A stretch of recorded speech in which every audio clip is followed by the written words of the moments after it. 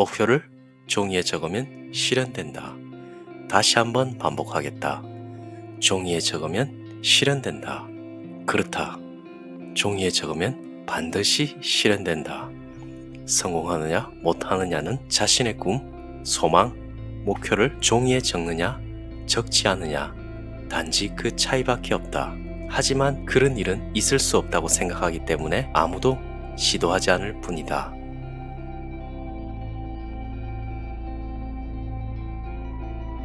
누구나 내 삶에 목표가 있습니다. 목표가 없다면 너무나 우울한 인생이 되겠죠.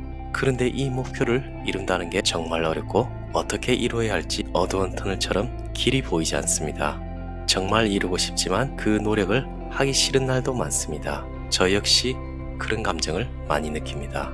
오늘은 지난 시간에 이어 간다 마사노리의 비상식적 성공 법칙을 통해 우리가 목표를 어떻게 이룰 것인지에 대해 살펴보려고 합니다. 그는 자신이 예전에 이루고 싶은 목표를 종이에 적었는데 자신도 모른 사이에 이루어졌다고 합니다. 종이에 적는 단순한 행위가 이렇게 놀라운 결과를 가져올 수 있을까요? 그는 하기 싫은 일을 명확히 파악하고 좋은 목표를 종이에 적어서 이루는 방법이 어떻게 가능한지 설명합니다. 우리가 목표를 이루기 힘든 이유 중 하나가 정말 하기 싫은 일인데도 하고 싶어 한다고 착각하는 데 있습니다. 왜 그렇게 되는지 이유를 살펴보며 이 영상을 통해 여러분들도 간절히 원하는 좋은 목표 꼭 이루시길 바랍니다. 좋은 목표와 나쁜 목표. 자신의 목표를 종이에 적어두자. 그러면 잊을 만한 무렵에 실현되어 있다. 그렇다면 이제 당신이 해야 할 일은 간단하다. 목표를 종이에 적으면 된다. 하지만 이왕 마음먹고 하는 일인 만큼 실현할 수 있는 확률을 높이고 싶을 것이다. 그러기 위해서는 목표 설정을 정확히 하는 것이 중요하다. 목표에는 좋은 목표와 나쁜 목표가 있다. 좋은 목표는 당신이 목표를 향해 나아가도록 자동 조종한다. 반대로 나쁜 목표는 도중에 장애가 생겨 좌절하기 쉽다. 안타깝게도 대부분의 사람들은 나쁜 목표를 세운다. 목표를 실현하기 쉬운 메커니즘을 모르기 때문이다. 좋은 목표를 설정할 때 가장 중요한 것은 자신이 정말 하고 싶은 일을 찾는 것이다. 하지만 대부분의 사람들은 자신이 정말 하고 싶은 일을 잘못 알고 있다. 하고 싶지 않은데도 하고 싶어 한다고 단단히 믿고 있는 것이다. 정말로 하고 싶은 일을 찾으려면 반드시 다음 과정을 시도해 보기 바란다. 우선 종이 한 장을 준비해 하기 싫은 일을 적어라. 절대 잘못 말한 게 아니다. 하고 싶은 일을 정확하게 찾기 위해서는 먼저 하기 싫은 일부터 명확하게 골라내야 한다. 상식적인 성공 법칙을 알려주는 책들은 하고 싶은 일을 정확히 찾아라라는 이야기로 시작한다. 그런데 자기가 하고 싶은 일이 무엇인지 모른다거나 다른 사람의 시선을 의식해야 하는 경우가 많다. 예를 들어 어느 회사 사장이 목표를 증권거래소 상장이라고 발표했다고 하자. 그러면 판매 실적을 올리기 위해 거래처를 확대하게 되고 내키지 않은 고객도 늘어나게 된다. 게다가 조직이 커지면서 부하 직원들과 의견이 충돌하는 일도 잦아지는 등 회사가 계획한 대로 돌아가지 않게 된다. 이런 과정을 겪다 보면 상장하고 싶은 마음이 사라져 버린다. 그런데 막상 사장단 모임에 참석하니 매출의 규모가 큰 회사를 추켜 세우고 세미나에서는 상장한 회사에 대해 정말 대단하다고 설명한다. 그런 이야기를 듣다 보면 사장은 우리 회사도 상장할 거니 규모를 키워야겠군 하고 다시 마음을 바꾸게 된다. 회사 규모를 축소해야겠다고 생각하다가 또다시 확대하겠다고 생각을 바꾸면서 이리저리 진자처럼 계속 흔들린다. 그러면서 10년, 20년이 훌쩍 지나가 버린다. 실제로 이런 경우는 아주 많다. 그렇다면 어떻게 해야 진자 상태에서 벗어날 수 있을까? 하기 싫은 일을 정확히 골라내는 과정을 통해 내가 진짜 하고 싶은 일을 찾을 수 있다. 이 방법은 당신의 잠재된 소망을 이끌어낸다. 다른 사람의 시선이나 세상의 평판, 가족의 기대 혹은 친구나 지인들의 상식 같은 손때 묻은 하고 싶은 일이 아니라 당신의 마음이 원하는 진짜 하고 싶은 일에 초점을 맞춘다. 하기 싫은 일을 정확히 골라내기 전에 하고 싶은 일을 목표로 내걸면 비극이 따른다. 하고 싶은 일 중에 하기 싫은 일이 포함되어 있기 때문이다. 예를 들어 회사를 키우겠다는 목표를 세웠다고 하자.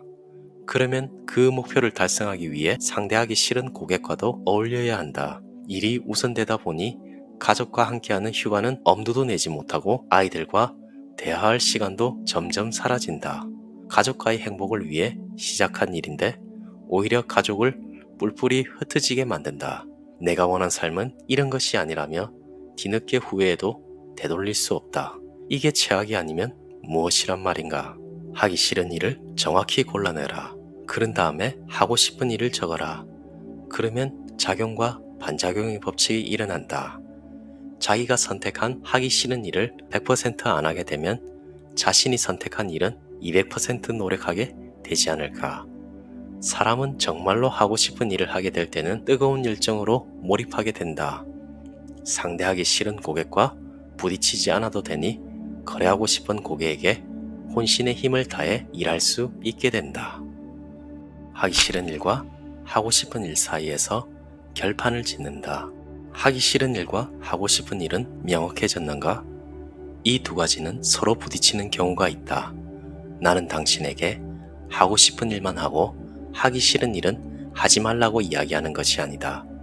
중요한 것은 이 둘 사이에서 결판을 짓는 것이다.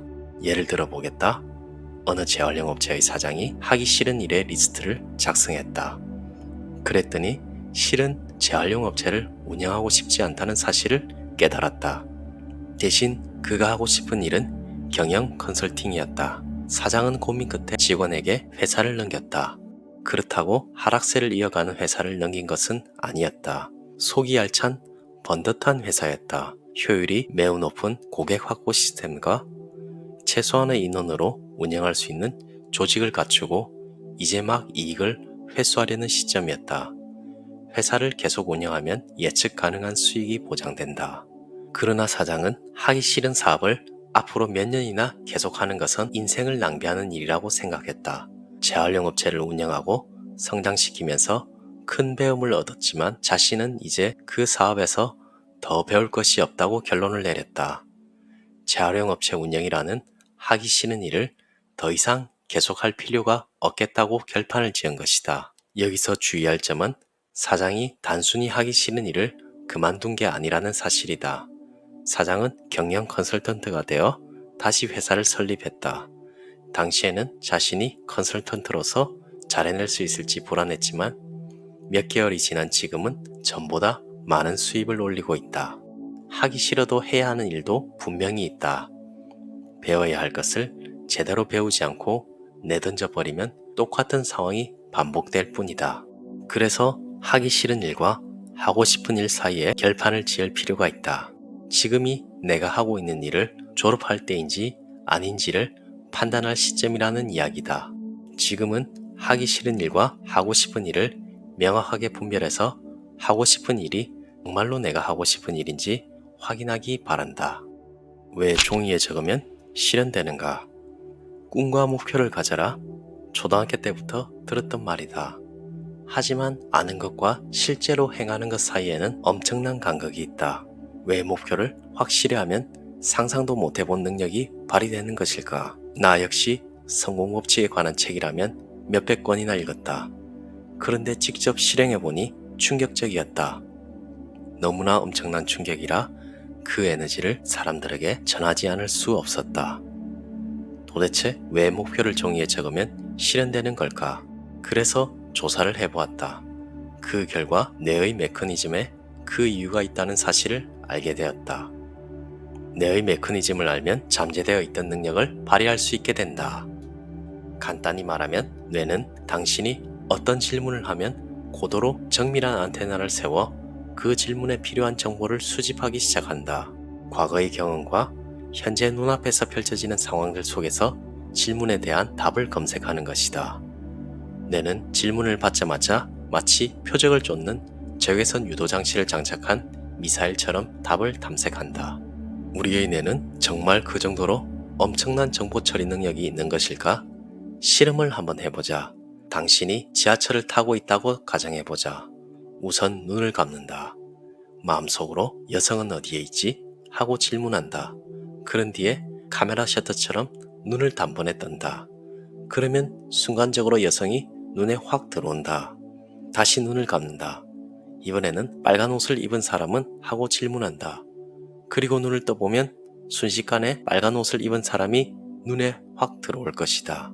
인간의 뇌는 질문을 하면 즉각적으로 눈앞에 있는 정보를 탐색하는 능력이 있다. 이런 대단한 능력을 우리는 무심코 지나칠 게 아니다. 우리의 뇌는 이토록 대단한 능력을 갖고 있다. 하지만 유감스럽게도 목적의식 없이 질문하면 뇌는 기능하지 않는다. 눈앞의 정보조차 알아차리지 못한다. 세탁기가 고장난 상황을 예로 들어보자. 바쁜 와중에 세탁기가 고장났다고 투덜대면서 신문을 뒤적이다 보면 이번 주말 최신 기종 세탁기 5대 한정 할인 판매라는 세탁기 광고를 보게 된다. 사실 한정 할인 판매 행사는 매주 진행되고 있었다. 그런데 이전에는 새로운 세탁기를 갖고 싶다라는 요구를 내로 보내지 않았기 때문에 그 광고를 보고도 무심코 지나쳤던 것이다. 이해를 돕기 위해 뇌를 컴퓨터에 비교해보자. 우뇌는 컴퓨터의 하드디스크에 해당한다. 하드디스크에는 대량의 정보를 축적할 수 있다. 하지만 하드디스크 안에 어떤 정보가 저장되어 있는지 겉만 보고 알 수 있을까? 당연히 알 수 없다. 그렇다면 하드디스크 안에 들어있는 정보를 가치 있는 것으로 만들기 위해서는 어떻게 해야 할까? 화면으로 불러내야 한다. 화면에 나타나는 가치 있는 정보로 이해할 수 있다. 좌뇌, 즉 현재의 식은 컴퓨터 화면에 해당한다. 비록 정보를 처리하는 속도는 느리지만 정보를 활용 가능한 형태로 불러낼 수 있다.